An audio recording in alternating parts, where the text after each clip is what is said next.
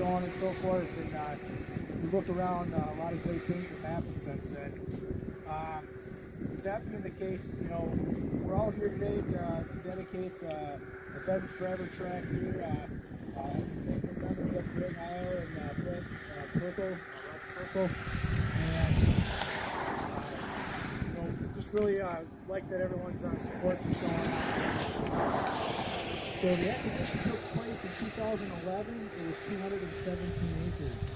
It just seems pretty phenomenal to get that amount of acreage here, not far from the cities, right outside the Montgomery area, and you know, add to what we have in this area. So with that being the case, we got a few people we'd like to have speak on behalf of the dedication here.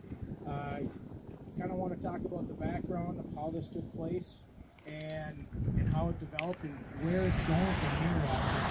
Beyond just the Pheasants Forever purchase here, we've been able to expand this place beyond, I think, a lot of our dreams, and the DNR and all the partners have put a lot of effort into managing the lakes around here. So with that being the case, Joe Stengel with the DNR, he was our area wildlife manager when this all started, and is now the assistant regional manager in the southern region for the DNR. So Joe Stengel, everyone.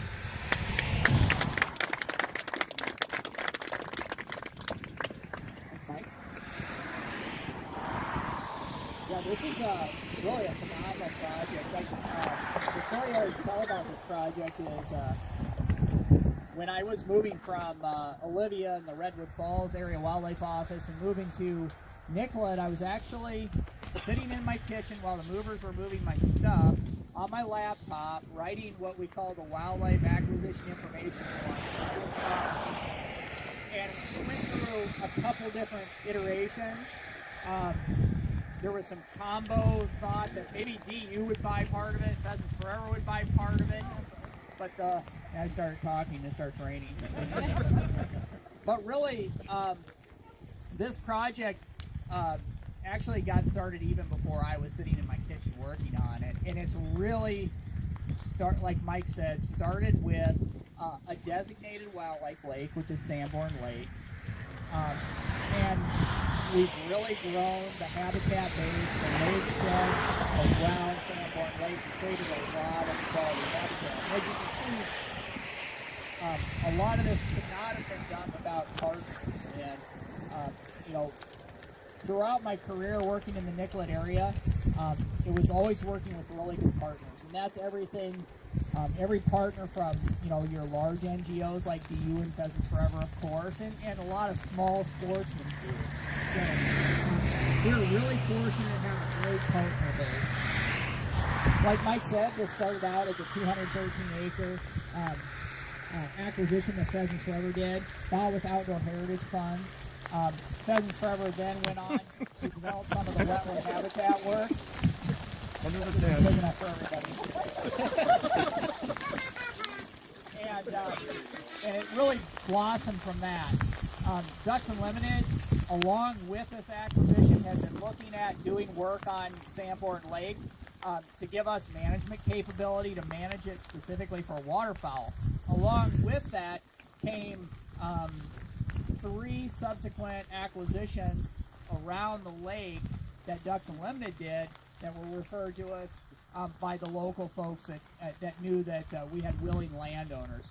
So this, starting off with the Pheasants Forever Young Track, it blossomed from 213 acres to, you know, well over 500 acres. Coming up this fall, we're just waiting for our a joint powers agreement to clear. The contractor will begin the work on the Sanborn Lake water control structure to make it a variable crest structure. And I don't even want to tell you how long that process has taken and been going on, longer than 8 years. I just picked it up at the end, and we found a way to get it done. So this was a great, like I mentioned, a great cooperative project funded by the Outdoor Heritage Fund, but with local partners and our federal partners, the U.S. Fish and Wildlife Service. We really put forth a really good product here. This particular piece of land, as you look at it, we did multiple wetland restorations on it. The seed mixes are all complex prairie mixes with lots of prairie flowers and grass, and they're planted based on the landscape that they grow the best on. Even the wetland basins after the restorations, we didn't rely on native seed banks. We even went in and planted those down to wetland mixes. We even got to the point where up on the hill there was a notch in the woods next to the oak woods, and we actually did a direct hardwood seeding up there. That was funded by DNR turkey stamp funds, and restored some hardwoods even up in a small area up in the corner where the trees wanted to grow anyway. So we have a really nice WMA here. Lots of opportunity to waterfowl hunt, pheasant hunt, turkey hunt, deer hunt, all other kinds of small game. I know area folks also use it for wildlife viewing opportunities, so it really brings a lot, and even in the off season, the non-hunting season, to get out and take a walk on. So with that, I got a little bit of background on the PF track. Thank you all. I know all of you will probably have some link to one of these partners, and we appreciate all your help and cooperation. Thank you. One other part to the project here I wanted to bring up is the Fish and Wildlife Service did quite a few restorations, and with that being the case, we have Mike Malling from the Minnesota Valley Refuge, and I'd like him to come up and speak on some of the work he did and the restorations that took place out here as well. Mike Malling, everyone. Thank you. Well, Mike Malling, I'm a biologist. I'm with the Minnesota Valley Refuge and Wetland Management District, and my office is in Carver, over by Jordan. And I've been doing this work for about 20 years now, and I have the privilege of doing a lot of habitat restoration and land acquisition and land management and waterfowl production areas. So I really own But one thing that's always common in all the projects we work on is these really strategic partnerships. The strength of all the work that we do, the restoration design, everything we do, it's all about our partners. And we're just, one little piece of this. One thing I did want to mention is our Partners for Fish and Wildlife program. We brought some funds to the restoration here. I'm actually a private lands biologist, and I want to give a lot of credit to our Partners for Fish and Wildlife program. We work for you guys, you folks, the landowners. We help you with your farm, we help you with your ranches, we help you with your hobby farm, we help you with restoration on that. If you want any more information on that, come see me. I've got some business cards. It's all voluntary work that we do. Like I said, we're just a little part of this. We work for you folks. On behalf of wildlife, on behalf of all of our partners, we're really proud to be part of this one. So thanks so much for coming out tonight, and have a great one.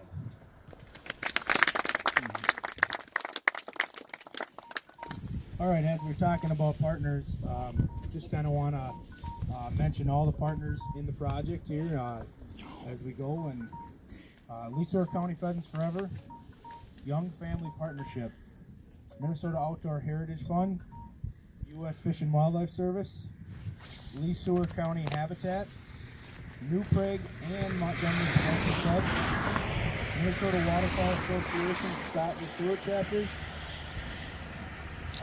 Minnesota Dark House and Angling Association, Southern chapter, Pheasants Forever, Build a Wildlife Area, Mary Heil family and friends, and Barb Purple family and friends.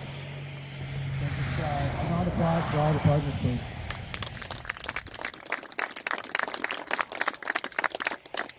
And lastly, the podium is going to be open for anybody that likes to speak on behalf of any of the partners or any connections to the land here. We have a few minutes available. Please say your name and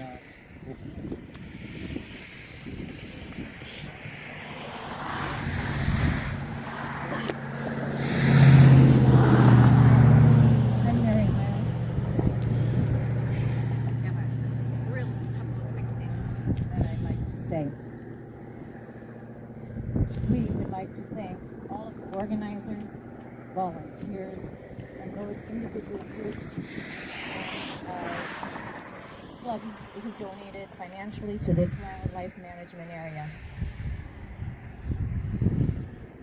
There were few things in life that Greg liked more than hunting.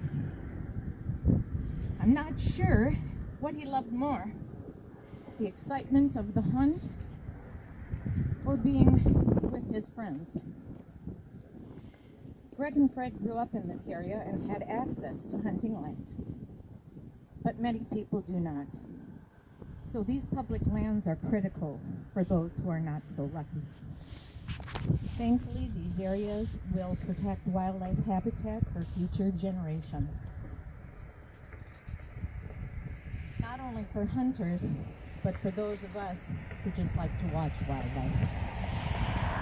Fred and Greg would certainly have been honored and humbled to be even a small part of this conservation effort.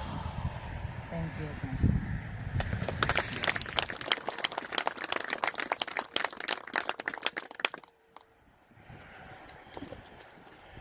There is nothing Fred liked more, whether it was planned or spur of the moment, than pull on the boots and tramp around through a piece of property, crawling through the fencing and around the fallen logs, looking for any signs of wildlife or enjoying just the vision before him.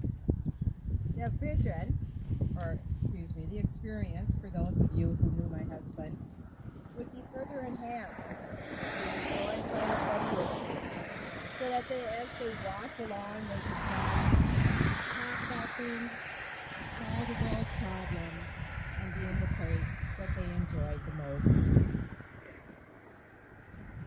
We all know the healing powers of nature. Feeling the connection to the community when others is heightened when we explore the outdoors, when we breathe the fresh air, hear the sounds of the birds and other wildlife, and being together with other living things. This is truly why, in honor of Fred and Greg, this is a gift to this generation and many future generations of people who now will have the opportunity to enjoy, to learn, and to rediscover the beauty and the healing powers of nature. When you have a chance and you look at this Sanborn Lake sign, you notice the community of donors that made this possible. It is the work of many people and resources coming together to make something happen. Through your diligence and through your vision, a piece of the natural resources will be preserved for this and for future generations. On behalf of so many people, I say thank you.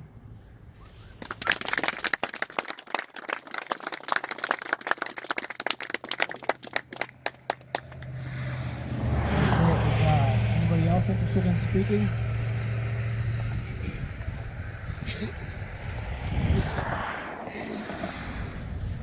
Good afternoon, everyone. I'm Ruth Hakes, Minnesota State Chair for Ducks Unlimited, and I want to thank all the donors of this project that joins on to a couple of the projects that the Ducks Unlimited are doing on the Sanborn Lake. Together with all this, it makes it nice for everyone that likes to be in the outdoors and hunt or just come out and see what nature can do. So thank you again, all the sponsors here, and glad that we're able to work with you and make this acreage all come together.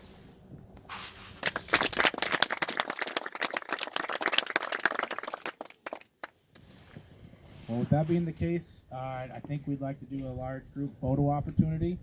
So if we can shimmy up around the signs. Oh, looks like Mike's got some more words. Surprised me. Yeah, I'm not going to thank John, but I want to thank the Sueur Soil and Water Conservation District.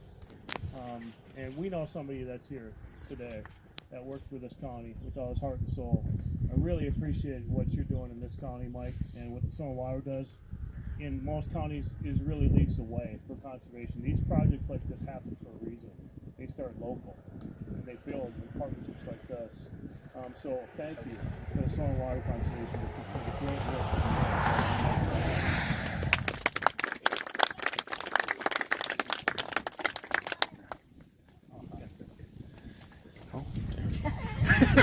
I didn't have that I wasn't problem. going to say anything, but Mudhead said I should. Mudhead says you should do something, you should, or else you never hear the end of it. Well, I'm Tom Ryan, I'm the Commissioner of the Department of Natural Resources. I'm just delighted to be here today. I did know Greg, and for those of you that did, and many of you did. Sorry I didn't know Fred, but I knew Greg, and always had a kid about him. He was always this great enthusiasm, this great excitement, and particularly around hunting. I think of Greg, I think of he loved hunting, he loved conservation, he loved his friends and family, and that's the thing that I think brings us all here today.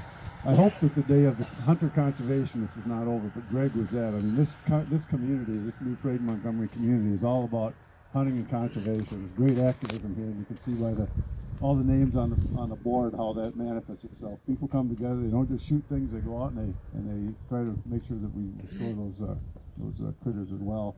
And then, all the great friends here. I mean, I know many of you from my years up in Scott County, and it's a very tight-knit community, and people are very close. And when a tragedy like this happens, everybody comes together and makes sure that we don't forget Fred and Greg, and recognize their contribution to the community and conservation and their passion for hunting. And so it's a real honor to be here today, a real pleasure to be here today. This is an amazing area. The number of ducks that are flying over, I didn't see that many ducks on opening day. I was like, obviously I was in the wrong spot. So this is a great testimonial, a great tribute to Fred and Greg and to the whole community. And thank you all very much for making this all come together.